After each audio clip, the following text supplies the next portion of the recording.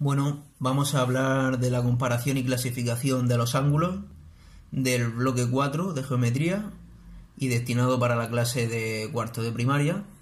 En primer lugar, decir que un ángulo es la parte del plano comprendido entre dos segmentos, aquí pintados de rosa, ¿vale?, que nacen en un mismo punto llamado vértice.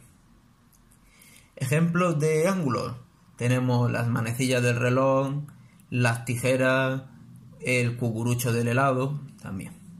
La unidad de medida de los ángulos es el grado.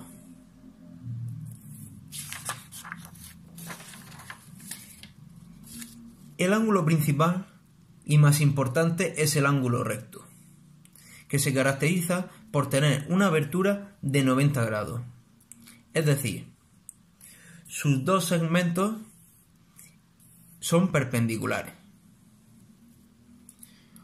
Otros ángulos serían el ángulo agudo, es decir, un ángulo que posee menos de 90 grados, y el ángulo obtuso, un ángulo que supera los 90 grados que posee el ángulo recto.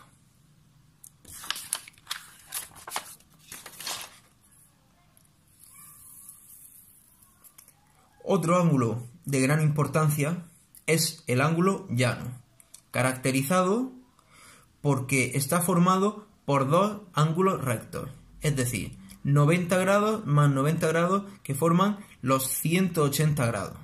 Como podéis comprobar, los dos segmentos están alineados, completamente horizontal. Y esta es la característica principal del ángulo llano. Además, tenemos otras clasificaciones, como ángulos complementarios y suplementarios. Los ángulos complementarios son aquellos dos ángulos que al sumarlos, al juntarlos, dan 90 grados. Como podéis ver, primer ángulo en naranja, segundo ángulo en verde, ambos suman 90 grados. Es decir, ángulos complementarios. Por otro lado tenemos los suplementarios. Tenemos un primer ángulo en naranja que al sumarse al segundo ángulo en verde obtenemos los 180 grados.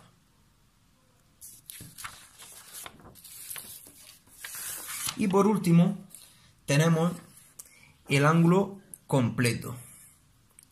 Este ángulo es el más grande. ¿Por qué? Porque tiene 360 grados y forma una circunferencia, como podéis comprobar. Y hasta aquí la clase de los ángulos.